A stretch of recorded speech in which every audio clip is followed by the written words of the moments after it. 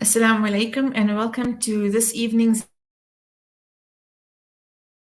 BookBytes. I've had the incredible delight of reading a book that's become somewhat of a media sensation since it was launched last month. I had the pleasure of attending the first launch of Beyond Fear, Reflections of a Freedom Fighter early last month at Killarney Mall. And having just completed reading it the realization of the necessity and the value of a book of this nature, the story of the late minister Ebrahim, is so vividly told in such intricate detail, detailing the sort of anti-apartheid struggle, what the special branch enacted upon activists and people during the apartheid years. The brutality of the regime is so vividly told and a really necessary read for every one of us. To give a description, Albie Sachs says Beyond Fear is a great gift not just to Evie's family but to all humanity, with the magic of a fable and the hard brilliance of his as one of the founding members of the military branch of the anti-apartheid struggle, the MKO Umkhonto we Sizwe. He played a central role in directing the sabotage campaign of the early 60s. He was convicted for this and he arrived at Robben Island in 61, where he spent 15 years playing a leadership role creating this, continuing the solidarity. After his release, he was active in various of the committees of the ANC's political military in Swaziland, and he was then captured, abducted from there, brought back to South Africa in 86, where he was sentenced to a further 20 years, of which he served just under 5 years, about 4 years before he was released in February 1991. It gives me great pleasure to welcome his partner, the late Minister Ebrahim, passed away in December 2021 after completing this manuscript. And his partner, Shannon Ebrahim, will join us on the show this evening so we can get deeper sort of insight into the story and the story behind the story. Assalamu alaikum and welcome to the show, Shannon. It's wonderful to have this opportunity to chat to you about the legacy book that the late Minister Ebrahim has left. Malaikum salam. Thank you for having me.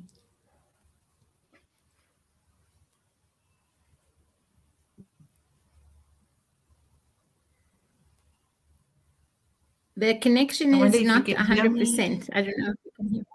Yes, I can hear you. Okay, excellent. Welcome to the show, and tell us about the process. I know you were very involved in the research. When did it begin? And tell us about the process of putting all these historical facts and anecdotes.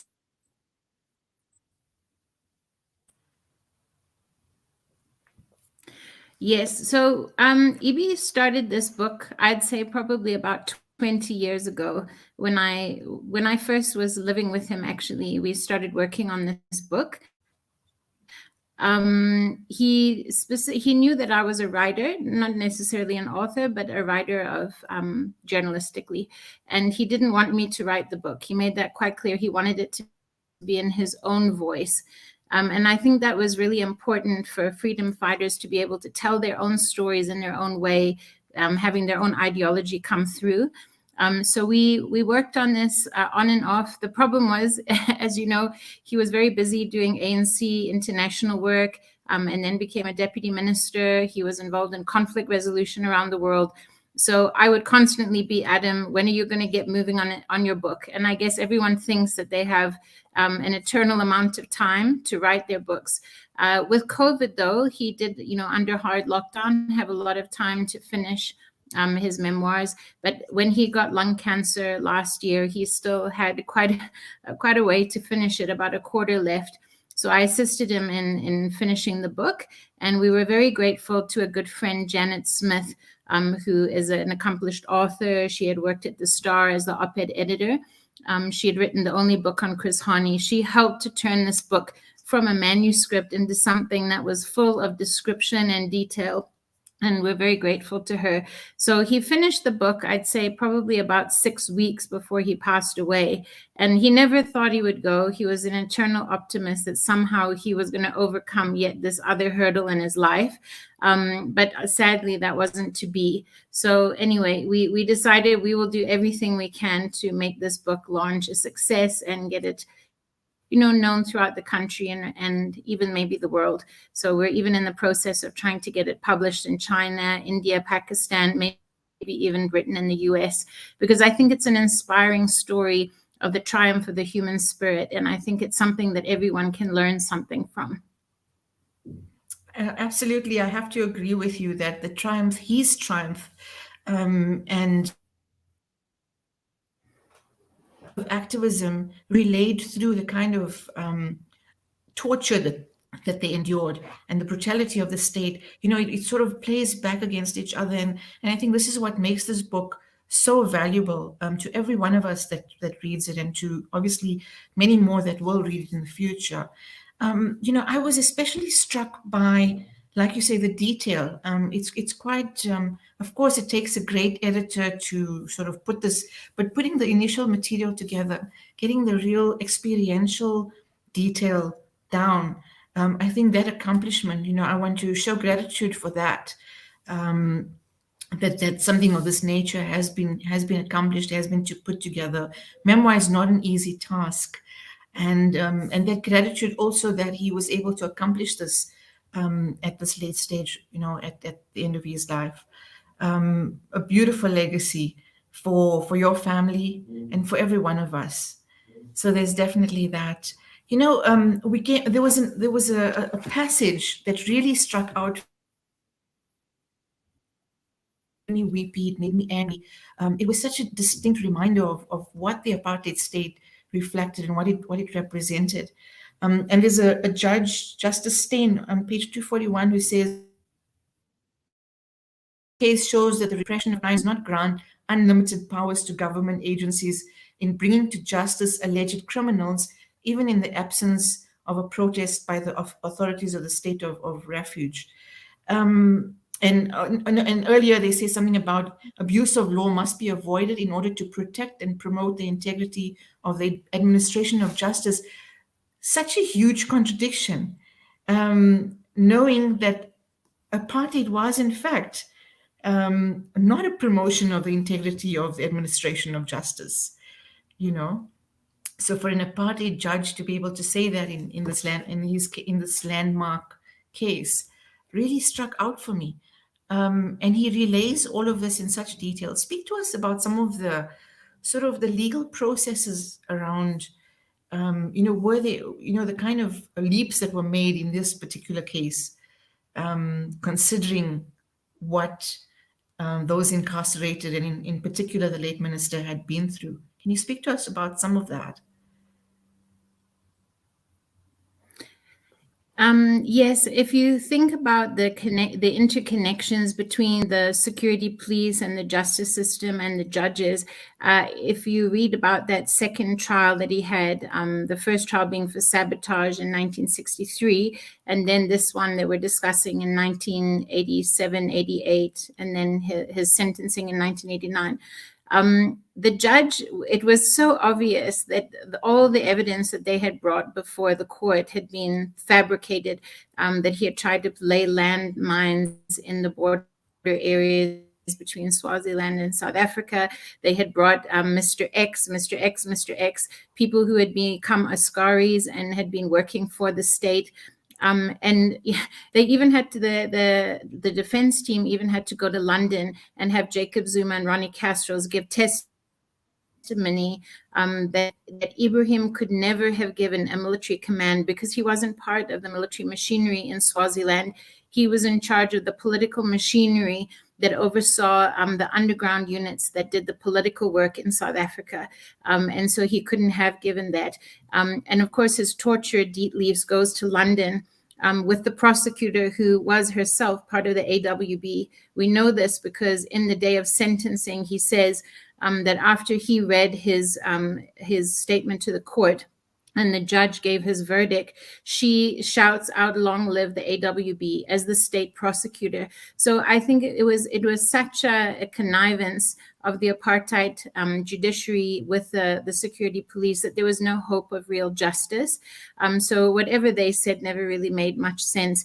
And what they had really been after all along was to give him the death sentence. It was very clear that they wanted him to go to the gallows. So at the time that they were torturing him and torturing his girlfriend at the time, Helene Pasteurs, who had been doing special ops for Joe Slovo, they wanted to try to prove that she had received military commands by him, because if they could prove that, they could have given him the death sentence, and that was their ultimate goal.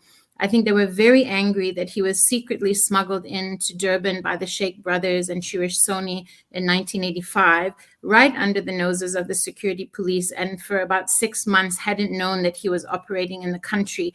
And then he managed to go to ground and hide in an underground basement, quite literally, for 3 months while there was a manhunt going on for him, and then managed to get back across the border into Swaziland. So all of this had really incurred their ire, and they were going to try to do whatever they could to finish him off, and luckily they didn't succeed. They're constant reminders. I mean, obviously, all of this speaks to his value within the movement. And yet he was so unassuming in his, as the story is told, so unassuming in his way of relating, that even when I've listened to some of the interviews through the launches, it's really colleagues that speak about the real impact that he had at these various spaces. He's still rather gracious and sort of, while he speaks obviously about his prison experiences and all of that, there's buoyant sort of speaking about really what levels and what impact he had, and I find that very gracious. But at the same time, the disappointment and the disillusionment comes through, especially discovering the Askaris, finding friends who have then collaborated with the state. And I picked up a copy of the book that relates the story of Gloria Sidibe, codename September. I was so astounded to read the depth of detail, because late Minister Ebrahim speaks about it in Beyond Fear as well. How much of damage the collaborators caused to them, and people's lives were lost through that. I want to focus on some of that, this idea that you have a brutal state that then infiltrates in many vindictive layers, but then starts to buy off people vested in the struggle against apartheid.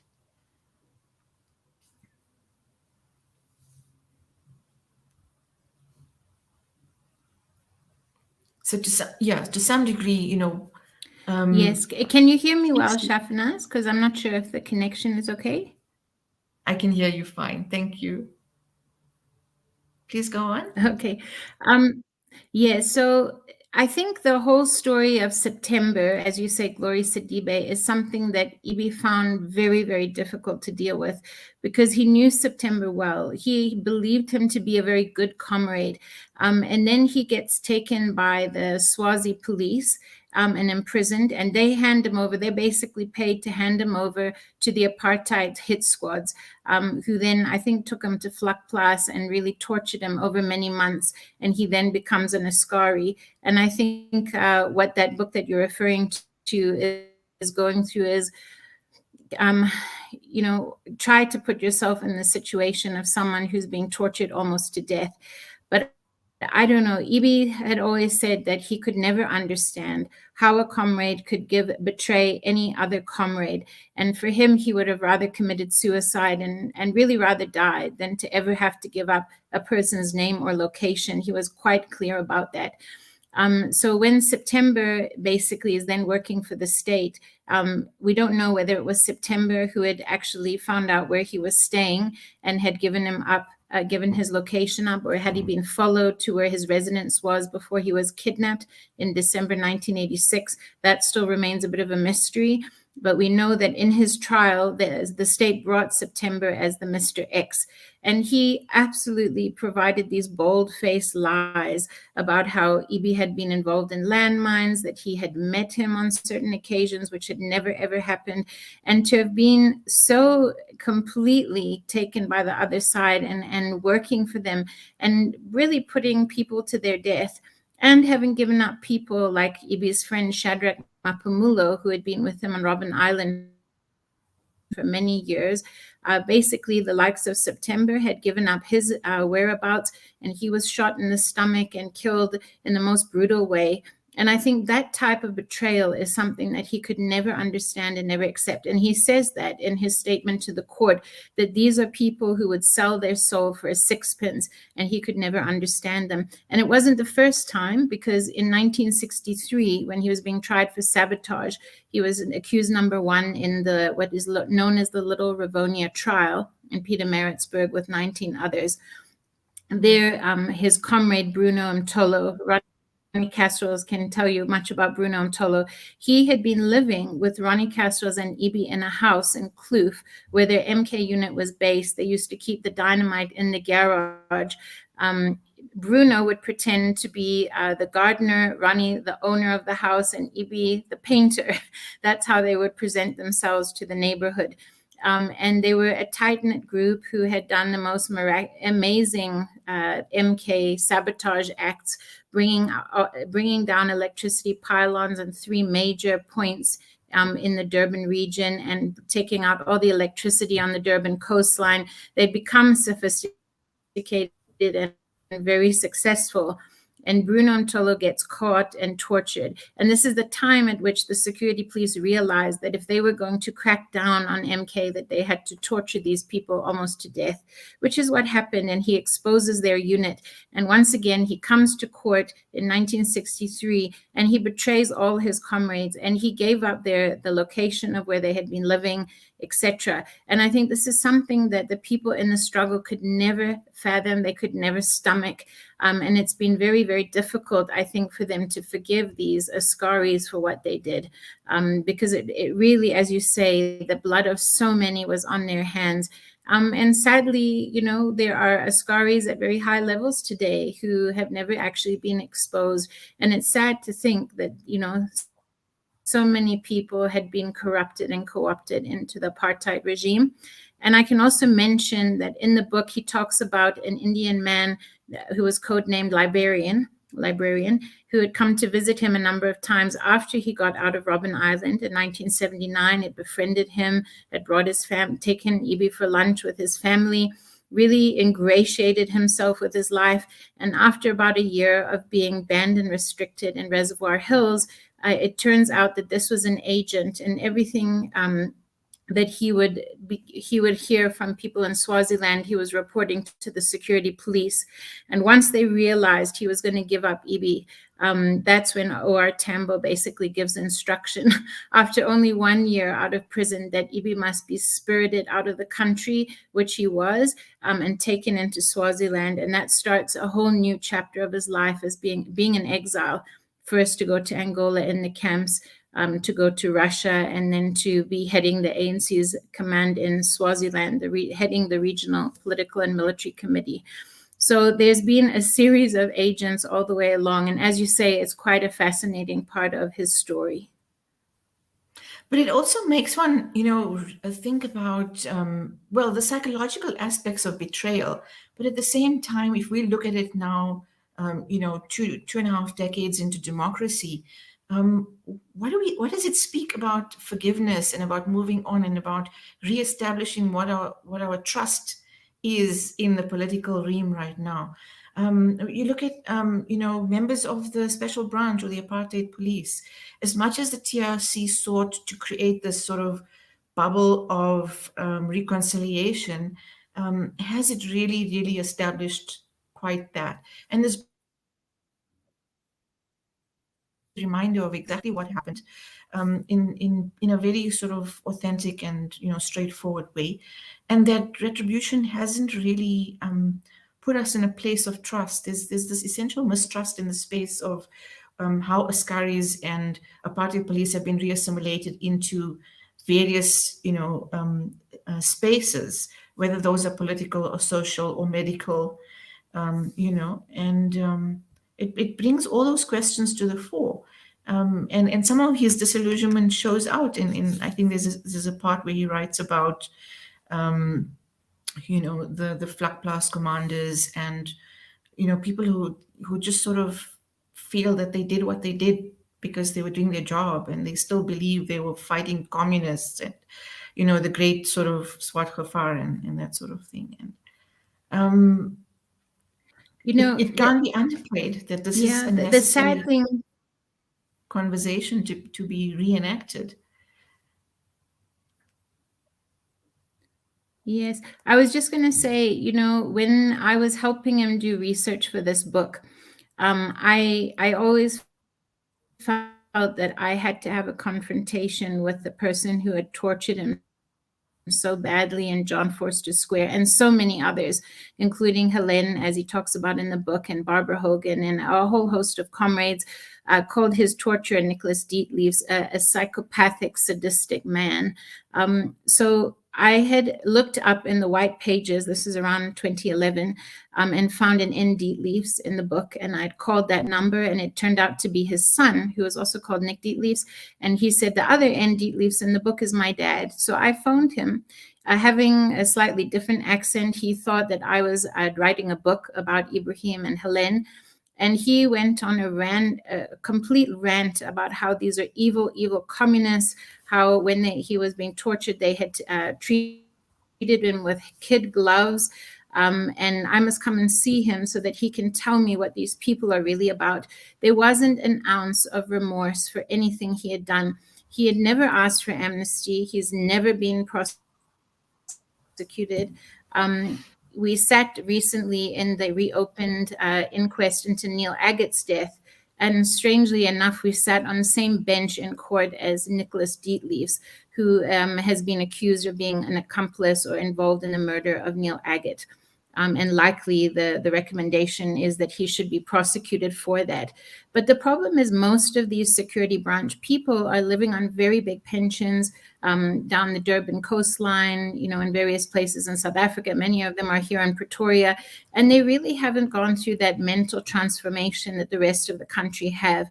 And I think that's the sad thing. The ones that did go to the TRC said the bare minimum that they needed to say, and there wasn't full disclosure. The thing that I found remarkable about EB is that he never held bitterness. Like after all that he went through, these 2 sentences on Robben Island, 15 years, and then being sentenced to a further 20 years, the periods of torture, and actually just the pure hell of the daily life on Robben Island, especially in the early years, was just unbearable for him and for everybody else. For him to have emerged without bitterness and rancor and being prepared to embrace what were technically his enemies. In about the year 2002, Rolf Mayer approaches him to go. They were actually both sent to Israel and Palestine to do a scoping mission about, what the situation on the ground is. And they got along. Rolf is quite a gentleman. And Rolf said, do you want to come with me to Sri Lanka? And this starts a whole process of conflict resolution work overseas. He and Rolf go to Sri Lanka no less than 12 times to try to negotiate between the government and the Tamil Tigers. And the fact that he was able to sit around a table and share the South African experience with someone who had been the Deputy Minister of Law and Order when Ibi was kidnapped, who had sat on that 5-member State Security Council that had overseen all those important decisions about what was going to be done to comrades on the frontline states. It really says something to his ability to forgive. And the only other person I can really think of who was that had really gone above and beyond to try and deal with the issue of reconciliation is Madiba. Madiba had also just laid what had happened in the past and just felt that he had to move on and build something productive and constructive in this country. And I personally don't know if I could ever have found that level of forgiveness in my heart, but I think it was he always said the greatest reward for him was victory, that they actually were able to, in the end, have political emancipation. They were able to vote and control their own destiny. Although he always acknowledged that the struggle was far from over. I think he would have been so sad if this year he had heard that the World Bank has called South Africa the most unequal society in the world. Because as he said at the end of his book, when we were on Robben Island, we were fighting for a more equal society. We wanted to have a government that serves its people, that we would uplift them out of poverty, and we would have a country for all who live in it. And to see, this growing disparity between the rich and the poor is devastating. But anyway, I think the fact that he was prepared to, build something new and be the eternal optimist and not hold all of this bitterness and that he could have had in his heart is remarkable. And I think it speaks to that older generation, so many of them now, that generation. I think that's why my good friend, Minister Nkosazana Dlamini Zuma, sobbed so much at his grave. She was inconsolable. And at the funeral, she said, he's one of the last of his generation, who was a colossal, really, who really could show us the way of having, a good political mindset in this country. And that's why I feel that this book is so important. I heard my son's principal at his private school in Pretoria saying, we have a problem of young people that don't want to hear about apartheid. They say that we're ramming apartheid down their throats. And we have to find a way of teaching them and making them understand, making them interested in what these people went through so that they could have a normal, liberated society. And I'm hoping, because this book is written so simply, that it could reach young people. And so at each of the 6 launches that we've had already, we've said, if everyone could just buy an extra book and give it to a young person who could be influenced by this, it might go some way in changing the mindset of what I call the me generation. Shannon, thank completely agree with you. I think that this is a necessary and valuable book that should be read widely. But more importantly, thank you for the time that you've given us, for the additional insight into the process of gathering material for this book and broadening the scope of the conversations that will no doubt continue around it. Once again, thanks so much for your time this evening. Thank you for having me, Shafinaaz. Thank you. And we had this wonderful opportunity to hear from Shannon Ebrahim about Beyond Fear, Reflections of a Freedom Fighter by Ismail Ebrahim. Please get yourself a copy. This is a legacy book that needs to be on every bookshelf, and it makes the perfect gift because of its insight into what was and creating hope for the future. And that's it from me this evening. Assalamu alaikum wa rahmatullahi wa barakatuh.